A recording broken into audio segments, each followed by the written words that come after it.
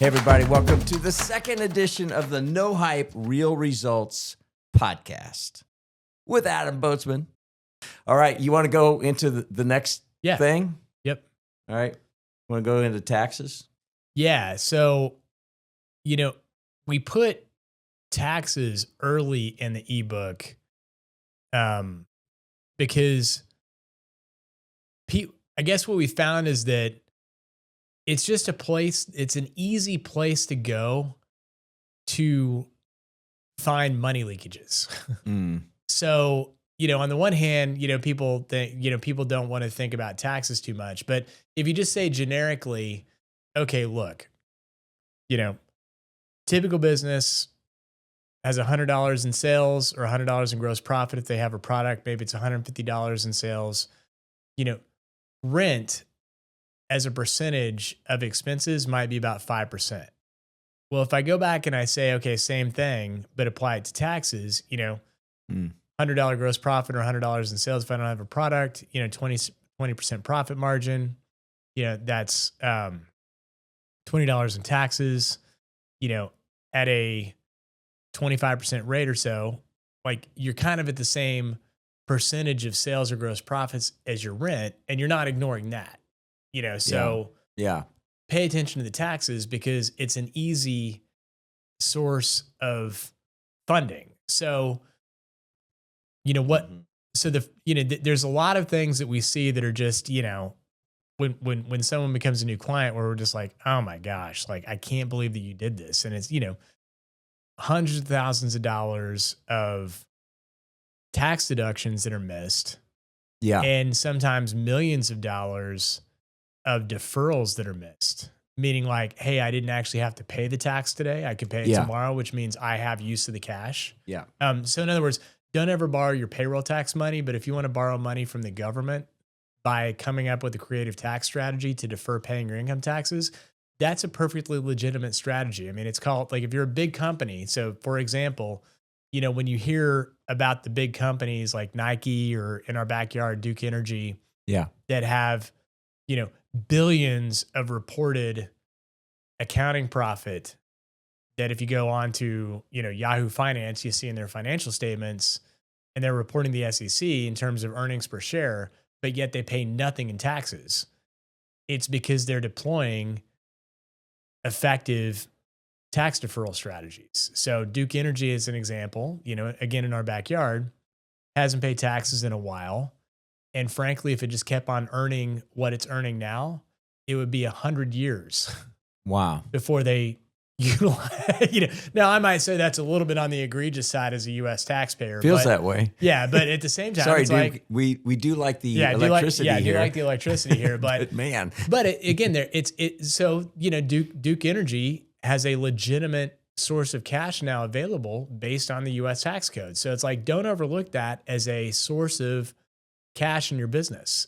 So when you think about like, really, I ought to look at my payroll, but I'm too lazy, to look at that, or I know that I could be deducting, the annual meeting, and stuff like that, or home office or whatever. But it's just so much of a hassle, or I'll get to that later. I love it when people say, yeah, you've been telling me that for years. I guess I'm going to finally get around to that. Is any single tax saving strategy a home run? Sometimes they are, they're not, but more often they're more like singles. Yeah. And when you eventually keep on, hitting singles and getting on base, eventually a runner is going to come home. Yeah. Right.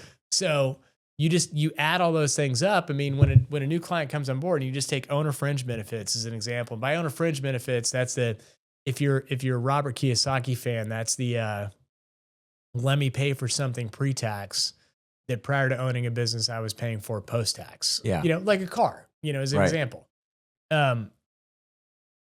Most business owners have available to them between $20,000 and $50,000 of owner fringe benefits if they just add them all up. Perfectly allowable with the IRS. Just got to document what you did. If I multiply that times an effective tax rate of 20-25% between the Fed and the state, which would be a little bit lower rate. I mean, it could be as high as 30-35%. All of a sudden, I've got a lot of cash that can help me develop a reserve or that I can redeploy for something else. And, when we hear like laziness or I didn't get around to it, it's Yeah. like, why would you do that to yourself? Like, Right. why would you voluntarily, because that's effectively what you're doing is you're voluntarily giving the government money. Now, you could argue the government really needs it or have a huge deficit, but like I get it from somebody else. Like Yeah. I want to know that I'm, just like I control any other expense in the company, I want to know that I'm really controlling my income tax expense by doing everything that's possible. And in ignorance, really, I mean, there's so much information available that's out there that, granted, is the flat bill cap guy always right? Rarely, but there's sometimes they are, and there's Yeah. sometimes, and I would tell you with a reputable source like us, every time I feel like we're right. Otherwise, we wouldn't be saying it. Right. So, and every time a new client comes on board, we find something. And this is a shameless pitch to hire us. It's just more like, Yeah. if you're looking for cash, why would you leave that on the table as a source? I think the other thing Yeah. that we see oftentimes too is, somebody started a company and they formed it as an S corporation or whatever, and they just heard that was a great idea or whatever. Yeah. And, it could very well have been good advice at the time, but it may not make sense now. Maybe it makes sense to be a C corporation because I'm going to sell the company in the next 5 to 6 years, and I have the ability to exclude up to $10 million in gain per shareholder. It's like all of a sudden I'd be willing to pay a little bit more tax today Yeah. in exchange for not having to pay any capital gains tax at all. So, just knowing that you've got the best position is really important, because when it really matters, like, hey, I go to sell my company, it's like at that point it really is too late. Like Yeah. you needed to do the preventative maintenance up to that point. Yeah. You mentioned something that we see a lot, and I want you to riff on this one a little bit, because now we've got information overload happening, and we've got anybody that's an influencer that even bought followers. Like, you could buy followers like bots, make it look like you're something that you're not. Talk about imposter syndrome. But I would call them charlatans. They're just out there spewing stuff that's not necessarily true. As you mentioned, the flat bill guy, maybe there's a nugget of truth every once in a while, but there's a lot of stuff that could actually get you in trouble. That's one extreme. The other extreme is the lines are our friends, stay within the lines. And listen, we believe wholeheartedly in keeping you out of trouble, right? But sometimes we've seen smaller shops or people that are just very afraid of their own shadow, and they're super risk averse. So they just want to self-select into the most conservative position in the tax code. And then they don't talk to you about other options. So you've got the one side that could get you in trouble really fast. The other one that could cost you a lot of money really fast because, oh, well, they were cheap. Yeah, well, we've seen that too. And I'm not trying to say, hey, being the shameless plug for BGW, we are known for being pretty aggressive in the tax code while still keeping you out of trouble. But there are other people out there that will look and give good, wise counsel within the tax code. And there are those that just do the bare minimum, and it's going to cost you a lot of money. And we see it a lot. Hundreds of thousands, sometimes millions of dollars. And even with big firms that just self-select into the most cautious positions in the tax code, let's talk about how do you even know what to do? Because business owners, what we find is they know their business, they know their industry, but this whole tax thing and all that, and even the finance part, a lot of times it's like, I don't know. Even people that have been, they were Big Four accounting people and had, masters in accounting, but they're not but they also would admit, hey, I don't know really what's going on in the tax code because it's complex and it keeps changing. What would you recommend somebody do to look for, like, help me use taxes as a source of funding? Yeah, it's a good question. So you know, you start with um what are the buckets of areas that I need to at least look for. So the first area is free money.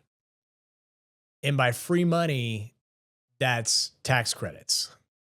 So I spent the money and I'm getting a credit for spending the money. Research and development tax credit is a good example of that. So the first thing that you want to make sure of, and again, the sort of like the banker. I mean, Mm. I think what I found, you know, it's not that it may or may not be that the inexpensive person doesn't know what they're doing. It's more like they don't know enough about you because you're not meeting with them frequently enough Mm. to know what you may not be paying for. Maybe they would do that if you did pay for it. Yeah. It's more like they're not meeting with you enough to actually give you the advice that you need in the time frame that you need it. And I'll get to an example of that in a second. But the first spot for the free money is, you know, tax credits. It's like, do I qualify for any tax credits that I should be taking? And the answer is that, you know, there are a handful of tax credits that are available to business owners. You know, Yeah. research and development credit, you know, some energy credits. There's employment credits, you know, and some of them, you know, you can do after the fact. There's some of them you have to, like the employment credits, or some that you have to do before the fact, before you hire somebody. But, you know, the first thing you want to do is just to say, look, let's just make sure that I'm getting every credit that I should get. Yeah.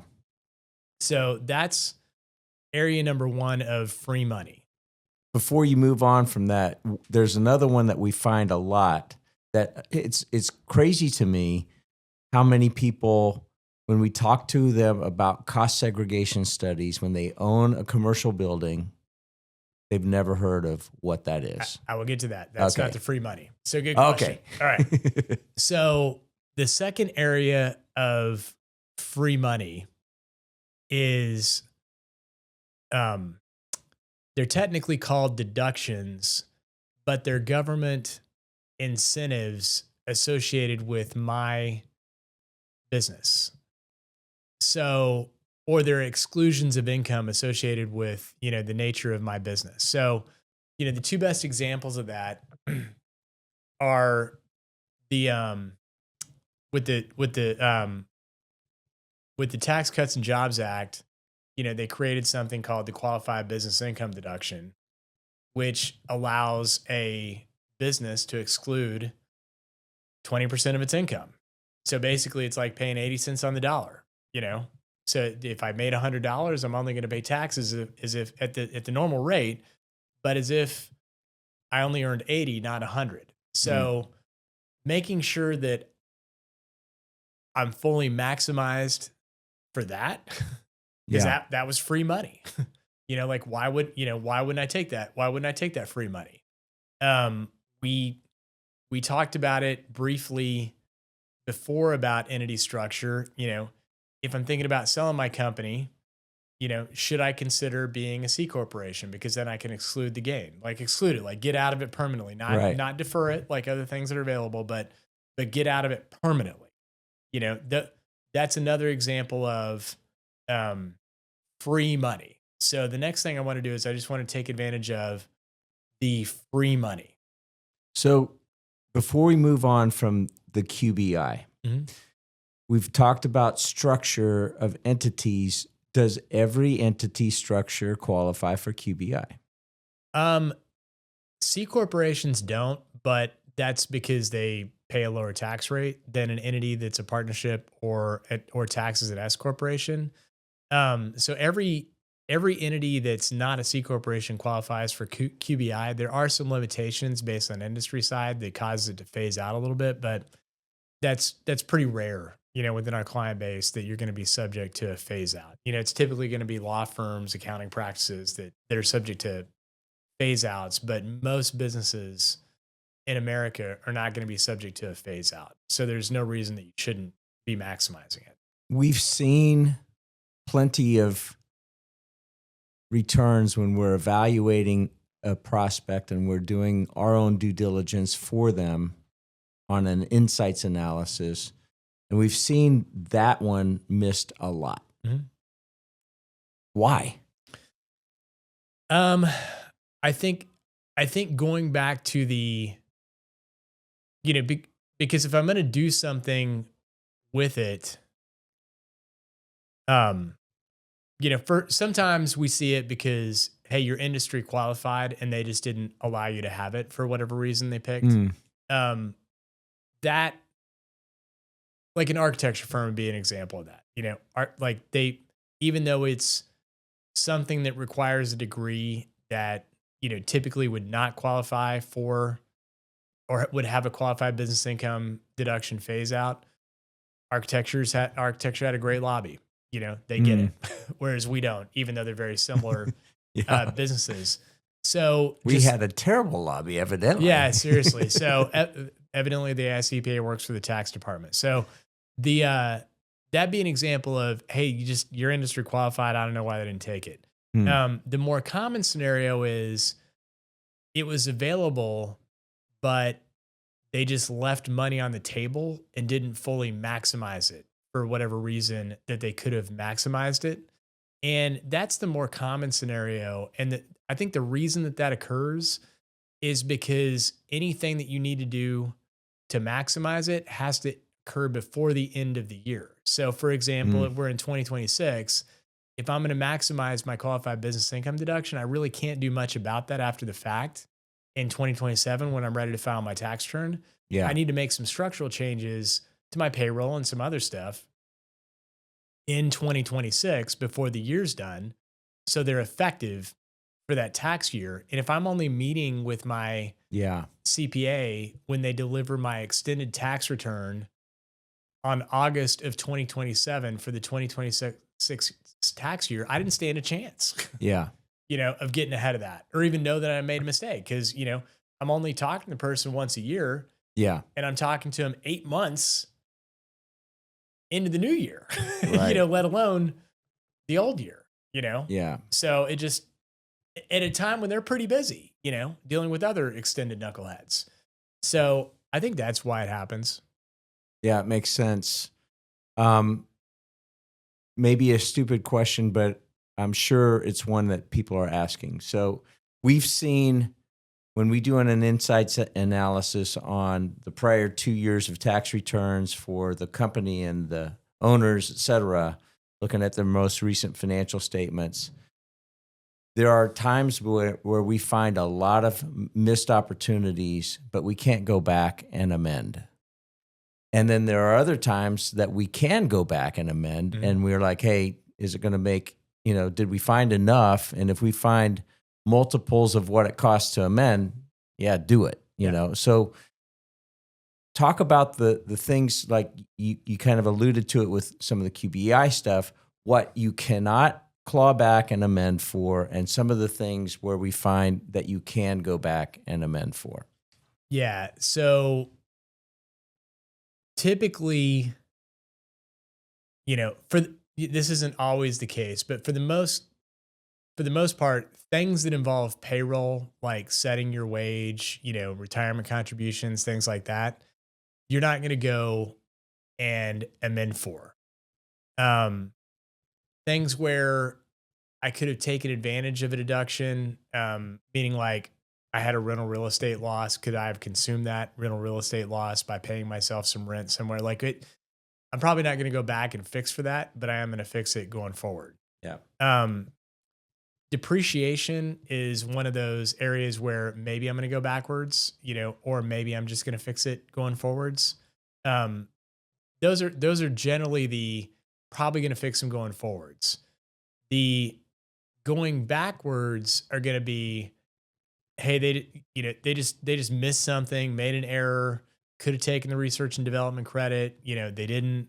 Those are going to be scenarios where we're typically going to go backwards. That it's, hey, it's bulletproof. In terms of this is going to stand. There's no gray area. This is ridiculous.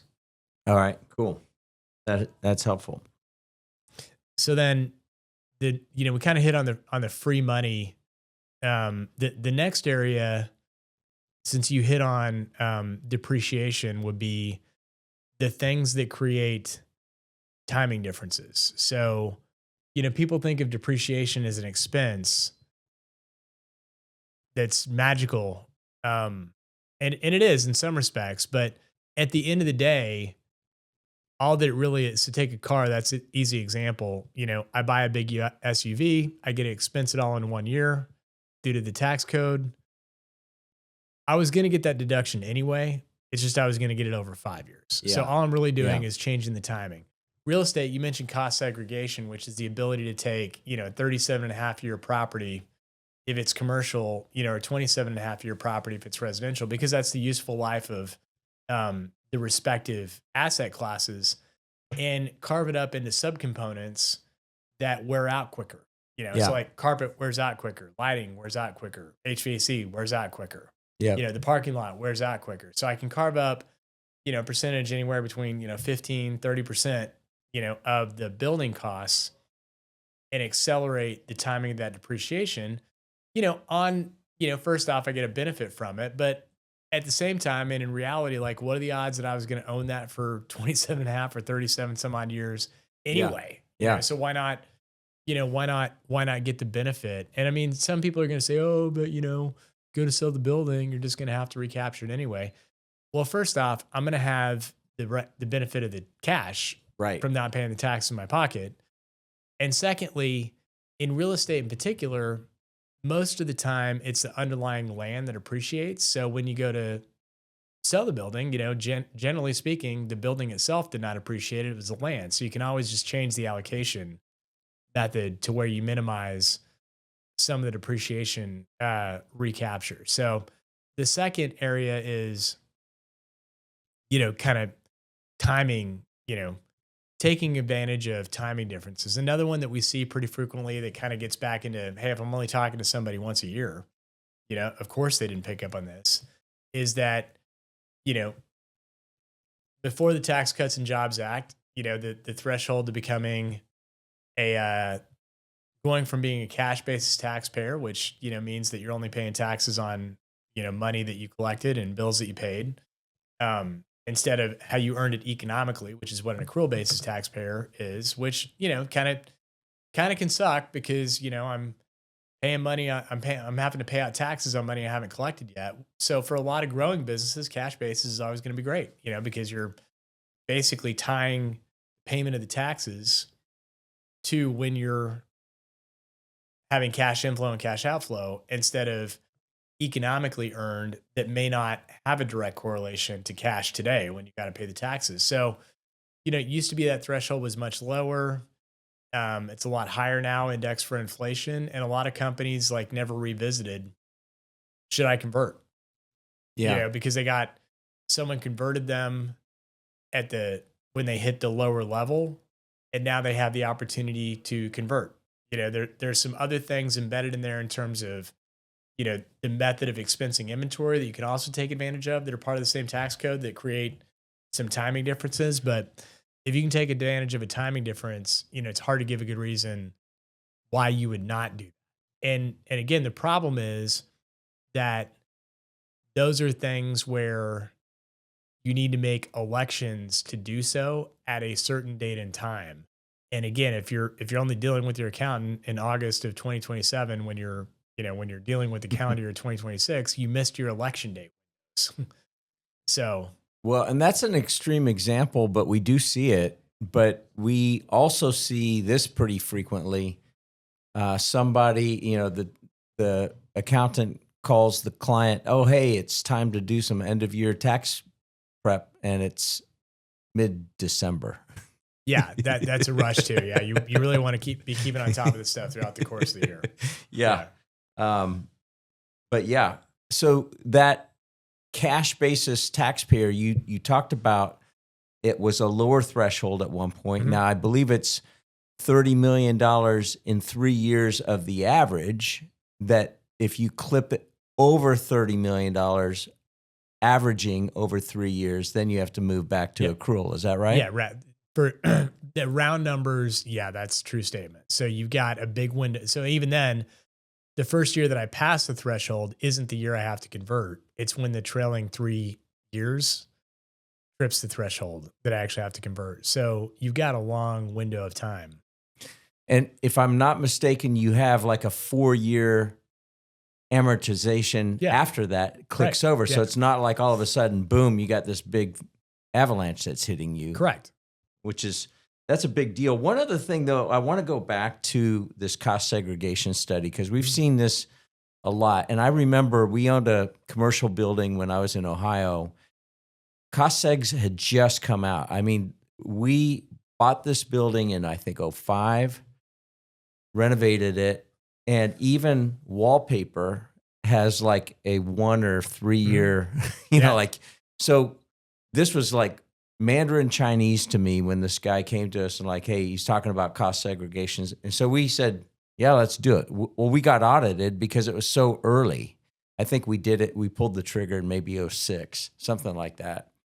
But it's so commonplace now. It's like, but it was still pretty early in that time. But that's money found. But again, you mentioned it, but I want to make sure that the listeners understand you can't segregate the cost of the land. It's the building. Right. That's right. So, all right, where do you want to go next? The third area, once you get out of timing differences, is all this, this is like the classic area we always get asked, what else could I be deducting that I'm not deducting? And this is the area of owner fringe benefits that I mentioned earlier. I'm not going to give an exhaustive list because we've got, a handbook that kind of gives you the exhaustive list. I think more, I'll just get on my soapbox for a minute.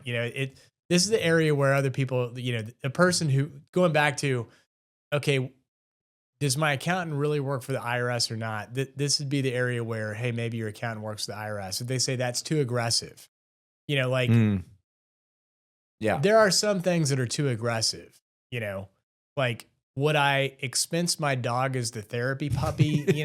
Probably not. But when someone tells me a plane is a red flag, maybe it is and maybe it isn't. Yeah. It really depends on the facts and circumstances. Is the boat a red flag? Maybe it is, maybe it isn't. It depends on the facts and circumstances. Yeah. So I think this is one of those areas that when you add it all up, it's like, geez, this could be a lot of money. So basically the way that I think about it is that exhaust everything that you could pay for pre-tax, at least just be educated and know what it is. And it's funny because going back to getting on the soapbox, the IRS actually has a publication that defines what are eligible employee fringe benefits, meaning like I could pay my employee as a benefit and they don't have to pay income taxes on it. That's at least a freaking starting point.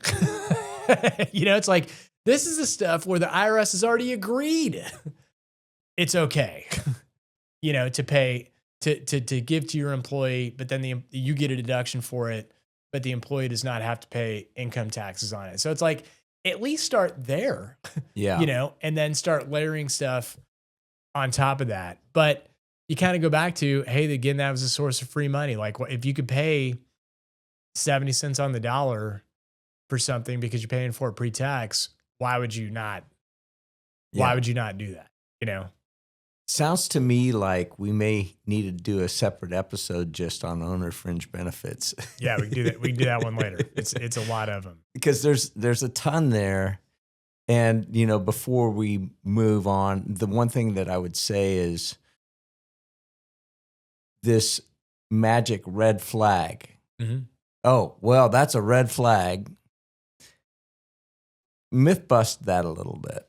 Yeah. So we hear that a lot, and I'll give you actually my favorite example of that, and it doesn't actually have to do with normal business income tax per se, but if you're worth a lot of money, there's a thing called the estate tax if you die. And it really sucks because the government's basically going to take 50 cents on the dollar that you're worth, you know, even though Yeah. you already pay taxes on the money, you know, to earn in you get in the philosophies of is it a fair tax or not, you know, whatever. What's indisputable is it's a voluntary tax, meaning like if I plan ahead of time, Mm. I can transfer enough of my estate to my heirs such that they can avoid having to pay the estate tax in most cases upon my demise. So, no offense to my estate tax attorney buddies, but one of the things you could do is you could say, you can, as long as it's reasonable, you can kind of come up with, well, what's my stuff worth? And if it's a company, it's like, it's kind of subjective. I don't know what your company, in other words, when I say air quote, I don't know what your company's worth, it could be worth $1 or it could be $100. And depending on who I'm talking to, I can make a very elegant case to, is it worth $1 versus $100? And in that particular case, tax courts typically side, actually, in all cases, when it comes to tax matters, tax courts typically assume the taxpayer is correct and the IRS is wrong. So unless the taxpayer committed like flat out fraud, or like there was no basis of what they were doing, then generally speaking, even though the taxpayer may not get their way, it's going to be more their way than the IRS wants. So what I'll oftentimes hear is, well, Gary, if you're going to give that gift, when you die, you're going to get audited. Like your estate's going to get audited. So therefore we have to be very conservative. We have to do blah, blah, blah, blah, do all the, that's too aggressive, all this stuff. But at the same time, it's like, look, I mean, if I can justify that your business is worth $1 instead of $100, that leaves you $99 of gift exemption that you could use for something else. That you need that the market, like your Apple stock, that the market value is very readily determinable, and I don't have a whole lot of flexibility on. So why wouldn't I take flexibility where I'm going to take it? So I'll go back to the statement. You're guaranteed to get audited. I always follow up with the question, and it's kind of because I'm a jerk. Well, how many of those have you had audited in the last 5 years to the estate tax attorney? And that, if somebody, state tax attorney's listening to this, they put in notes, well, at 100% of the time, it's like, I've never had an estate tax attorney say 100% of my estate tax returns have been audited. Ever. And, knock on this Formica countertop, we've had 0 at BGW be audited. So just the fact that someone would say it's a guarantee of an audit is just BS. Like, it's not true.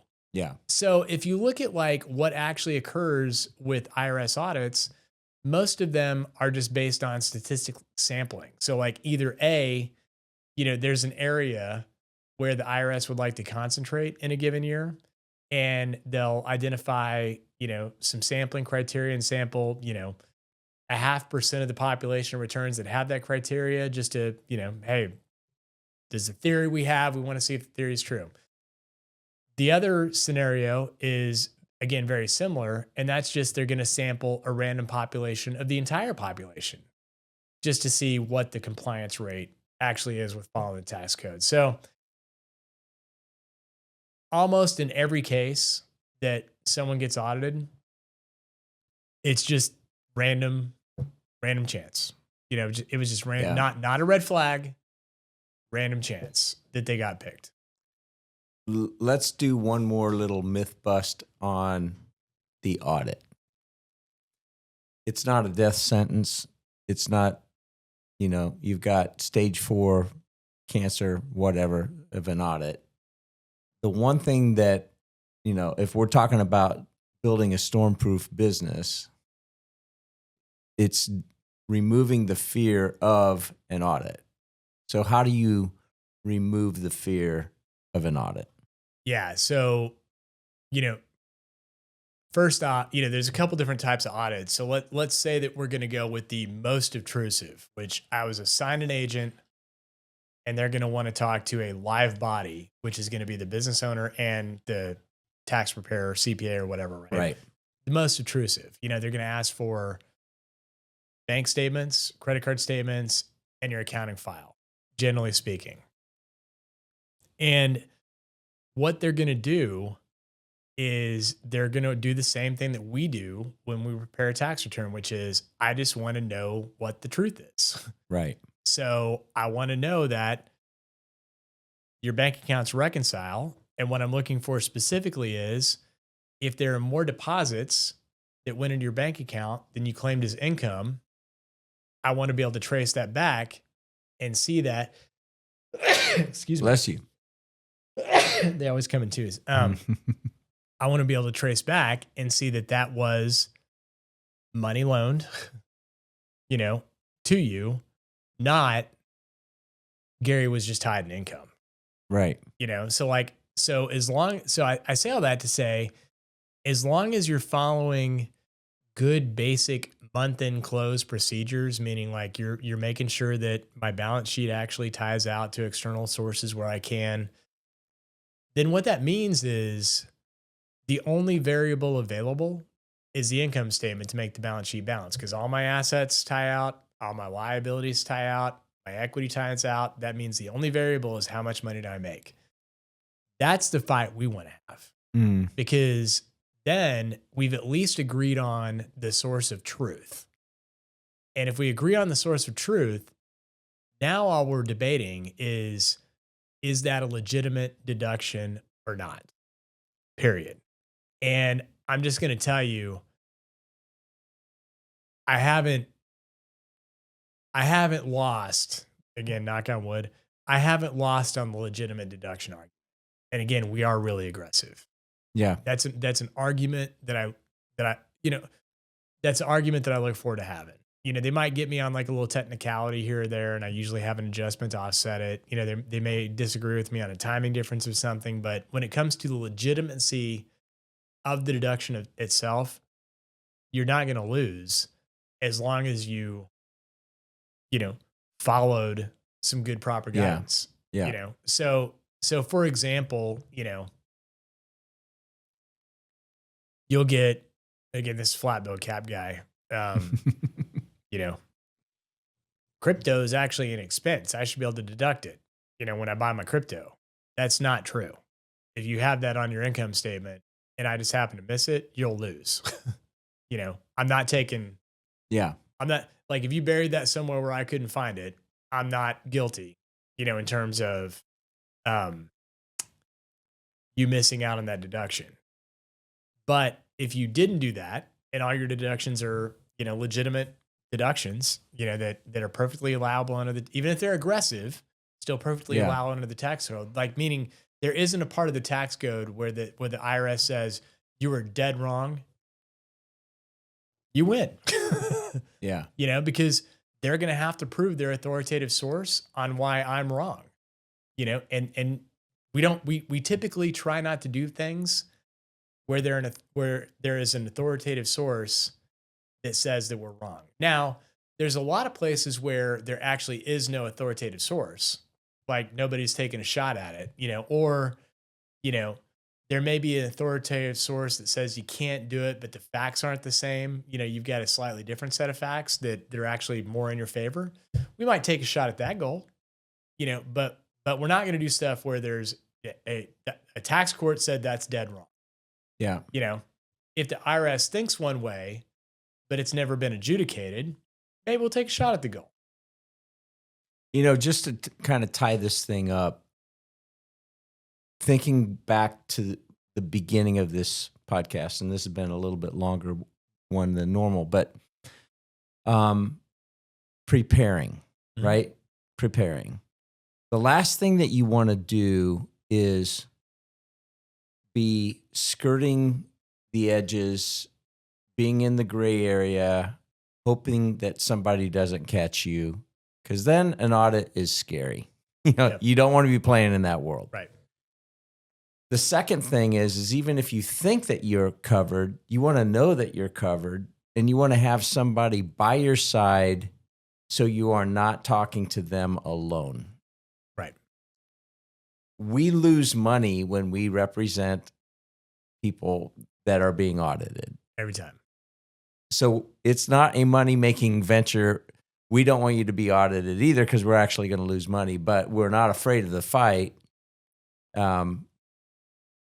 because we know what we're going into and we're prepared and we're preparing you along the way. Right. It's just that, well, I hope that it's going to work. It's kind of like with the big bank thing. And if you don't have a real relationship with somebody that's still there, that has some authority, you could be in trouble. Yep. So I think this is probably a good place to wrap this one up. What do you think? Yeah, no, I'd agree. All right. Thanks for joining in.